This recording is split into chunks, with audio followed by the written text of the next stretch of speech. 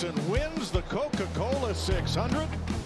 Rick Hendrick, career win 269. The irony of run that low line that he wants to run. Kyle Larson a year ago watched the race from North Carolina. Today, he's a Cup Series champion. Oh my God, guys! Yes!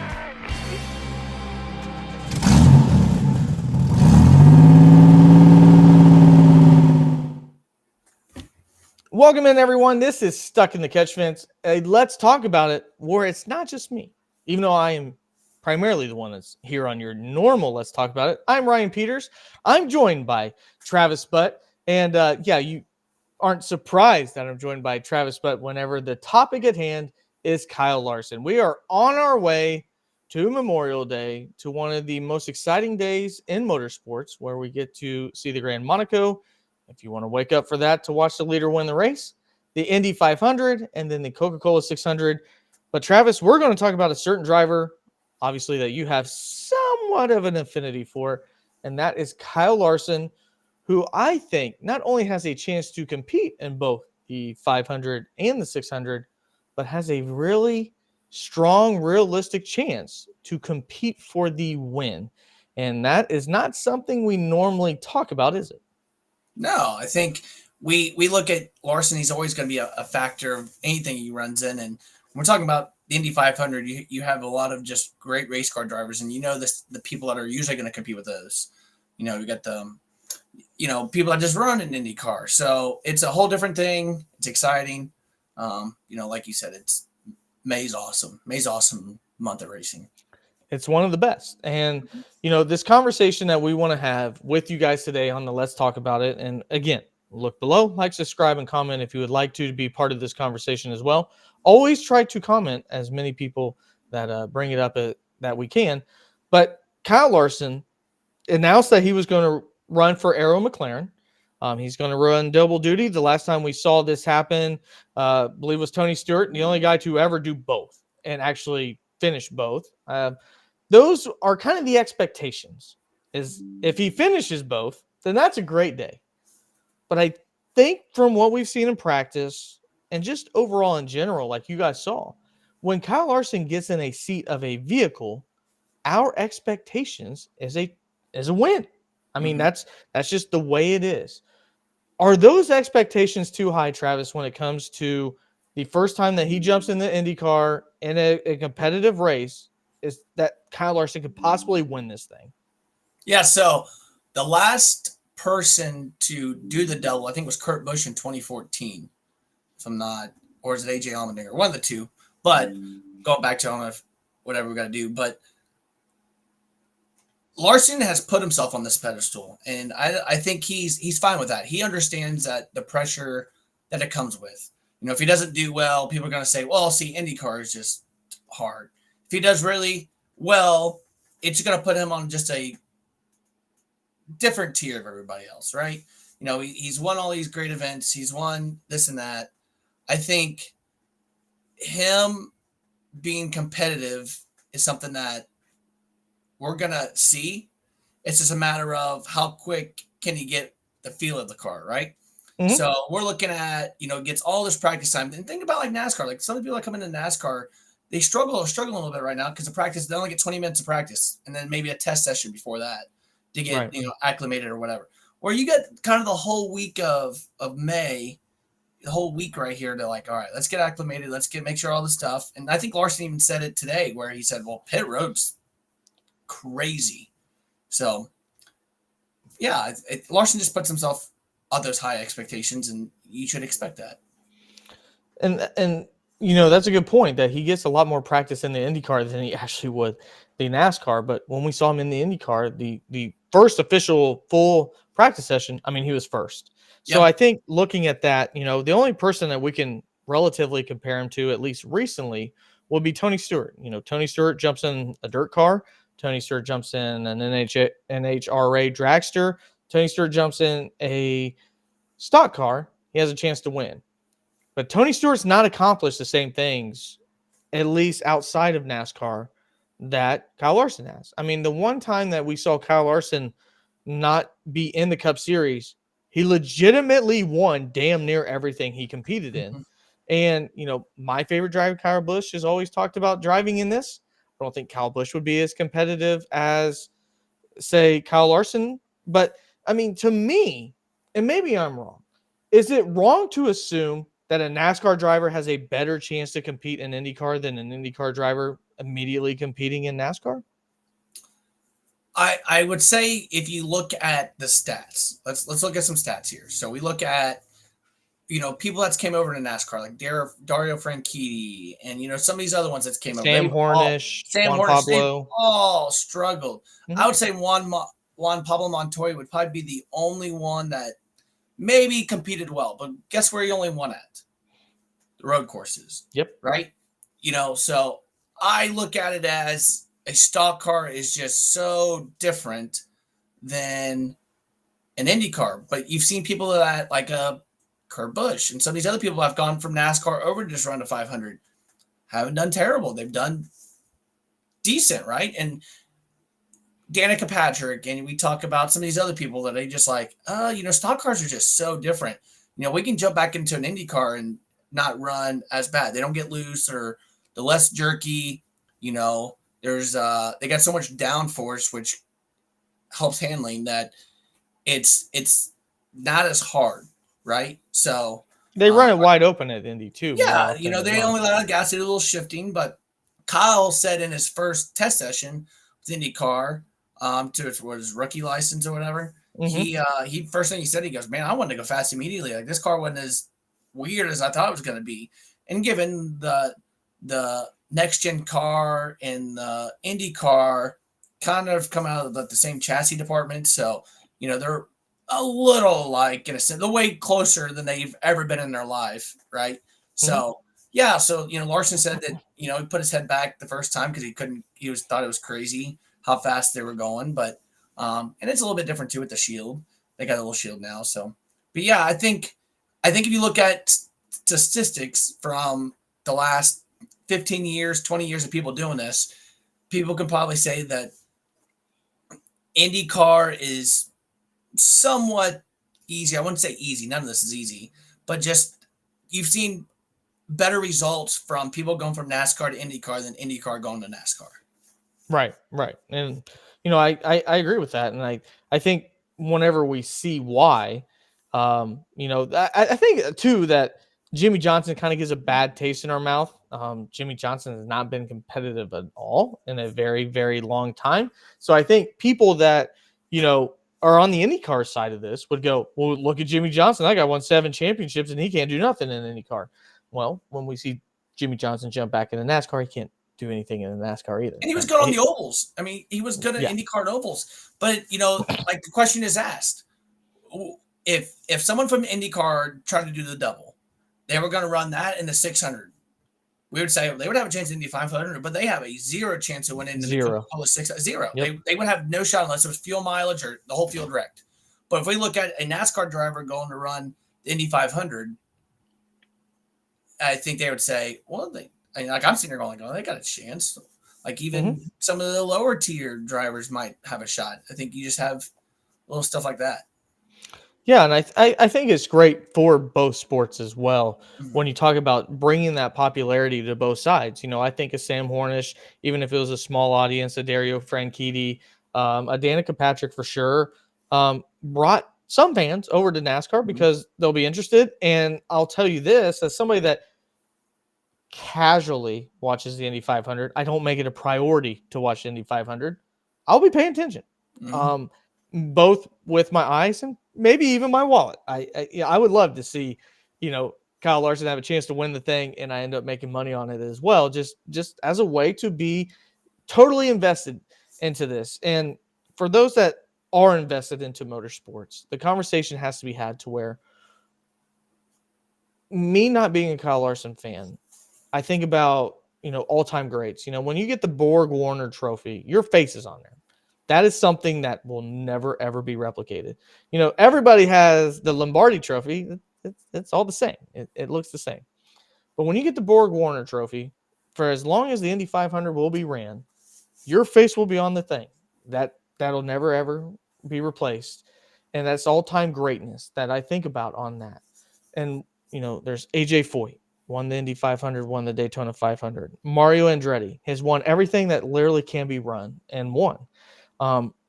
We went to Kansas, and in the ARCA race, because Marco Andretti was running, we assumed, purely on his last name, not because we're stalwarts of the ARCA series, that he would be competitive. He was not.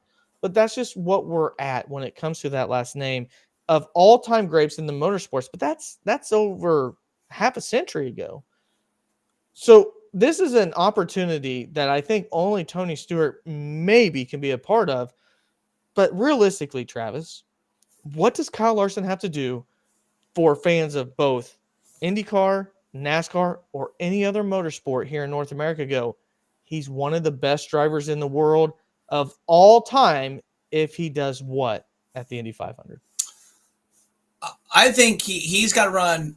He's got to run all 200 laps. He needs to. I think that's the minimum requirement. I agree with that. I think he's got to be competitive all day. He can't be kind of running in the back and then fuel mileage gives him a top 3. I think if he's competitive all day and somehow finishes in the top 3, I think he is easily, we're talking about top 3 all time in motorsports and anything you run. I think if he goes out and wins it, I think he's in a completely different category.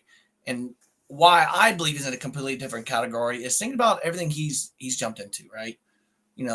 Dirt, sports cars, NASCAR, IndyCar now. And we look at, all right, a lot of people jump in a lot of this stuff, right? You got people in NASCAR jumping in some dirt stuff. You got IndyCar people messing with some dirt stuff. But what do? You don't hear about them. What? They're not winning. Right. All not we hear about Larson. Correct. We all talk about Larson. Well, he got 3 wins this week in a dirt car. Oh, he won 2 times here and he won something else another time. And we all we ever hear is Young Money winning this race, or oh, he got second in this race. Or you hear a lot of these people doing like, oh, I'm enjoying some dirt racing. Well, how'd you do? Oh, I've got some fifth a few times. But we're not talking about just the regional races. We're talking about racing people from all over the United States racing in some of these. Yep. Right. And winning and competing. Heck, well, last night he flipped over in Kokomo, then he's jumping in an IndyCar today. Right. Mm-hmm. He just, like you said, he'll race anything with a steering wheel and a gas pedal and anytime, anywhere. Yeah. And to put into perspective what Kyle Larson is like, and this is why I think I just don't know if this will ever be replicated, because I don't know if a Kyle Larson will ever be replicated.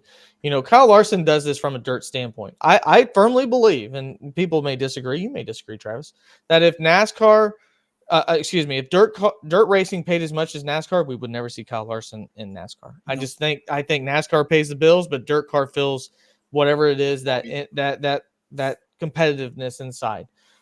But and to me, the side by side will be Kyle Busch. Oval, concrete racing, asphalt racing. If Kyle Busch could run every single week, he would. But they literally made rules to where he can't. And that's the part of me that goes, I don't know if we'll see 2 people like that ever again. Because Kyle Larson has to have his wife tell him what he can't race. Otherwise, he's racing, I believe in the documentary, said 150 days out of the year. Racing in a competitive event. That's not practice. That's not qualifying. That is racing for a checkered flag. And when you think about that, like Tony Stewart's in that conversation as somebody that's able to jump in anything and be competitive. But when we see Kyle Larson on the track, we know any given time he jumps in, he's going to be one of the top bets to win the race. And to me, if I'm answering the question I asked you, if he has a chance to compete for the win, lead laps, be part of this is something where you immediately go, man, it's hard to discuss anywhere at any given time that Kyle Larson is not one of the best drivers of all time. And I don't think that we're really grasping onto that, because I think it was cute when Kurt Busch did it. I think it was serious when Tony Stewart did it, but I even feel like there's a higher chance driving in that Arrow McLaren that he could win the Coca-Cola 600 if he really wanted to later that night as well, because we know what he can do in the 5 car on any given week. I mean, we're talking about a guy that's leading the point series in his competitive event, but if he was to drop down in dirt, he would not. There's a chance he could dust the field, and not only on top of that, win the Indy 500.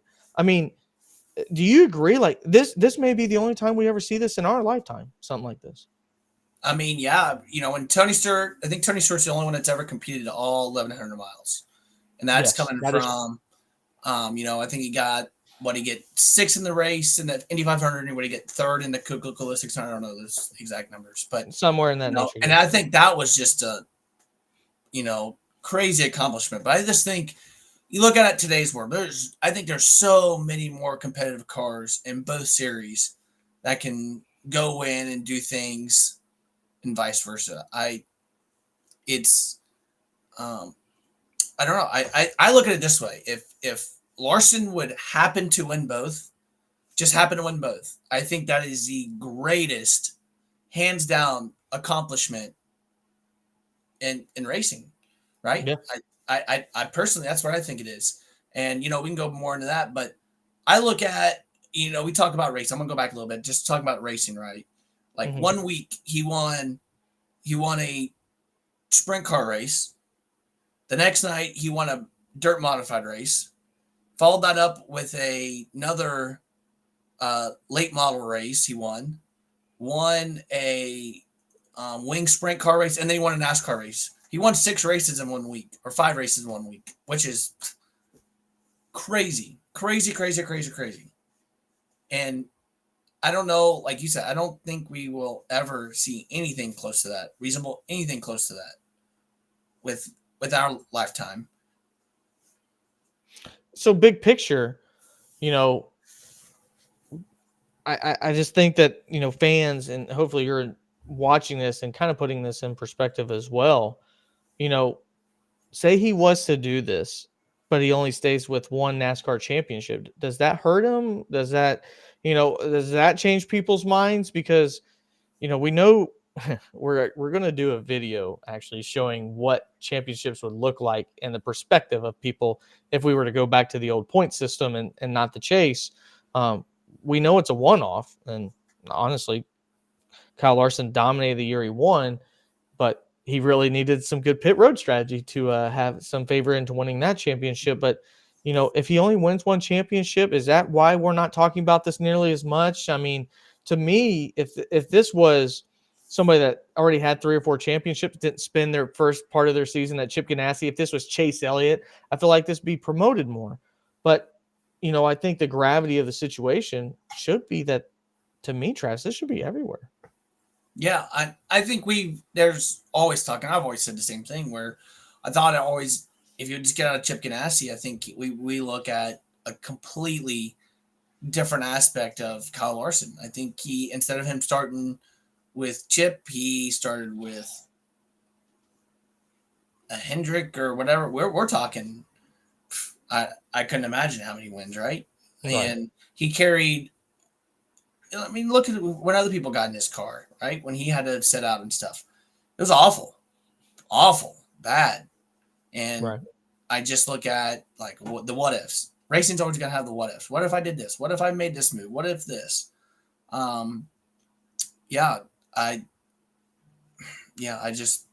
It's hard to say. But if he only has 1 championship, I don't think it really changes anything, because we just know how talented he is with a race car, right?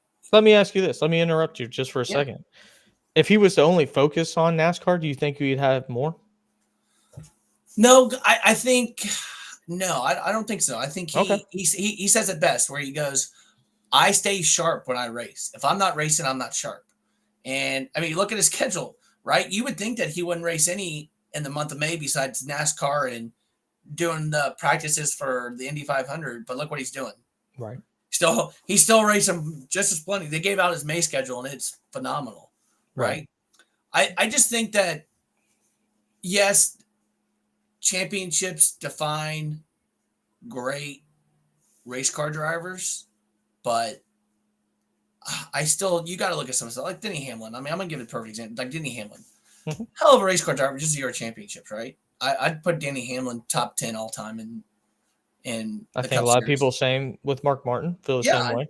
yeah. So Mark Martin, I mean, great race car drivers. Championships might not always be there. There's a lot of Right. great teams that don't have championships, right? So Right. the best record in the regular season for the NBA ever didn't even win the championship that year, right? Right. So I don't know. I have a different opinion, but I think if you look at he doesn't have many championships, right? I think he's only got the Cup Series, and I think he might have won the high limit series one time, but he's just so wants to race everything and doesn't matter. He doesn't chase championships. He chases wins, Mhm. right? He's someone that says, I just like winning. Like he's gonna chase wins. He doesn't care about championships. And I think when he won that championship, he kind of sat back and was like, wow, that's kind of cool. Like I completed something. So I don't know. I don't think the championships can define. I think we just know the racecraft and how much he likes to win and wins at anything that's going to define him rather than the championships. Yeah, yeah, and the purpose of this video is, for you guys to comment as well. Like, what are your thoughts on this? I mean, are you more likely to watch Indy 500 if you typically don't? Does it move the needle for you at all? Have you even thought about like if Kyle Larson wins this, do we view him as a completely different driver? Um, and I'd be glad to I'm going to ask people that follow only the IndyCar series, only the Indy 500, and people that watch just NASCAR. Does that change your view of him in either sport? But I think the one thing that will remain true is that you have a chance to see a guy on any given night run in a local dirt race and be there to be seen, be there to be met, and will be as humble as anybody that you'll ever find. Um, Kyle Larson is one of the superstars that drive a vehicle that participate in North American sports that is more approachable than anybody else. And I think that when we have the opportunity to lift them up, because everything is hindsight, Travis. Everybody goes, well, yeah, if you look back at, uh, I hate to say it, but like now we look back at Greg Biffle, if he's part of the Hall of Fame or not. And it's just things like that. Well, yeah, hindsight, I guess we can look at those stats, but we don't really appreciate people while they're actually running. Mm-hmm. There's going to be a day, unfortunately, with RCR, it seems like it's getting closer and closer, that I'm not going to wake up one Sunday and Kyle Busch be in a car, and I'll just go, I never grasped that the way I should have during the moment.